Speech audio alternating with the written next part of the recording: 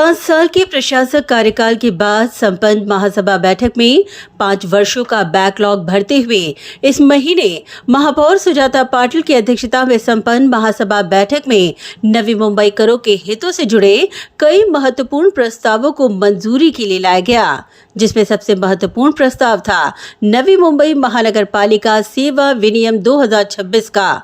इस प्रस्ताव को सभागृह में चर्चा के बाद मंजूर कर लिया गया। इस महत्वपूर्ण प्रस्ताव के विषय में बोलते हुए महापौर सुजाता पाटिल ने कहा कि अब नवी मुंबई में कार्यरत अधिकारियों की निवृत्ति की समय सीमा 58 साल से बढ़ाकर 60 वर्ष कर दी गई है, जबकि 4 वैद्यकीय कर्मचारियों को वेतन श्रेणी लागू कर उनका 6 महीनों का कार्यकाल बढ़ाया गया है, जिसके चलते नवी मुंबई के विकास और आरोग्य क्षेत्र में इन वरिष्ठ अधिकारियों के अनुभवों का लाभ होगा। आपल्या स्थायी समितीच्या माध्यमातून आलेल्या ठरावानुसार महाराष्ट्र अधिनियम कलम 465(3) अन्वये आपण सभागृहामध्ये हा ठराव आणलेला आहे आणि त्यानुसार आपण 58 वय हे 60 वर्षाचं केलेलं आहे निवृत्तीसाठी।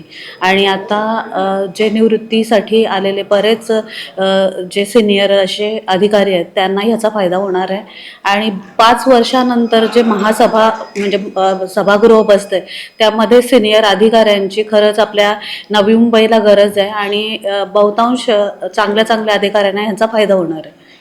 आणि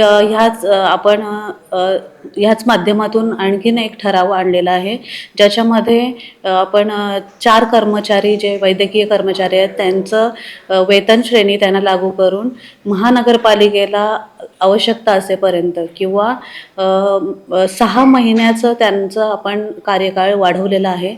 वहीं कई वर्षों से प्रलंबित थोक मानदंड के मुद्दे पर भी महापौर सुजाता पाटिल ने आश्वासित किया कि आगामी 6 महीनों में इस मुद्दे को हल कर लिया जाएगा, जिससे कामगारों को बड़ा आधार मिलेगा। सभागृहात आपण 6 महिन्याच्या आत सर्वच ठोक मानधनावरचे जे कर्मचारी आहेत त्यांना आपण कायम स्वरूपात करण्याचा निर्णय घेणार आहोत। कायद्याच्या ह्या ठोक मानधनावर जे आपण बोलतो त्या कर्मचाऱ्यांनी जवळजवळ 10-15 वर्ष त्याच जागेवर काम केलेलं आहे आणि आपल्या महानगरपालिकेला सेवा दिलेली आहे।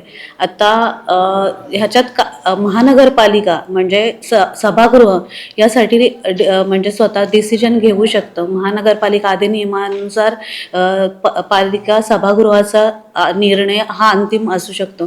तर ह्या सर्व जे ठोक मानधनावर आपण बोलतो त्या कर्मचाऱ्यांना आपण नक्कीच ह्या सभागृहात 6 महिन्याच्या त्याचा डिसिजन आणणार आहोत की त्यांना आपण परमनंट करू शकतो। इस बैठक में महापौर सुजाता पाटिल ने वाशी नवी मुंबई मनपा स्कूल में स्लैब का प्लास्टर गिरने की गंभीर घटना पर प्रशासन की लापरवाही पर कड़ा प्रहार करते हुए उन्हें रडार पर लिया। बच्चों की सुरक्षा सुनिश्चित करने के लिए महापौर सुजाता पाटिल ने तत्काल प्रभाव से नवी मुंबई के सभी 111 वार्डों में स्थित नवी मुंबई मनपा स्कूलों का स्ट्रक्चरल ऑडिट करवाने के सख्त आदेश दिए।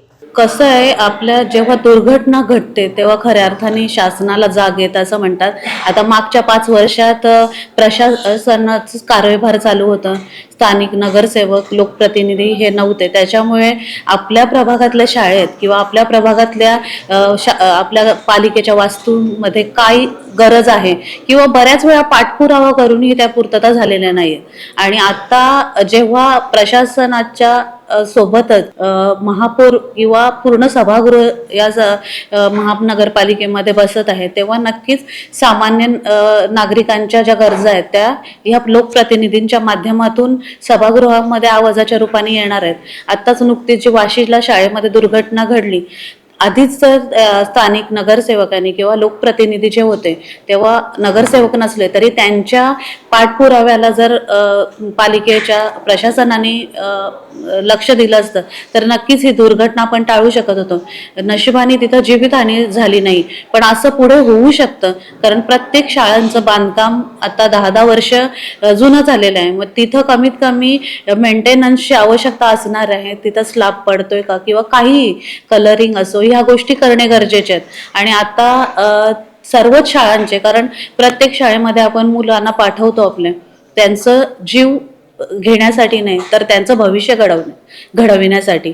मग अशा शाळांमध्ये जेव्हा मुलं बिनधास्तपणे अभ्यास करतील तेव्हा खऱ्या अर्थाने त्यांचं भविष्य घडणार आहे. आणि म्हणूनच सर्व शाळांचं स्ट्रक्चरल ऑडिट करण्याची प्रशासनाला आम्ही सूचना दिलेली आहे.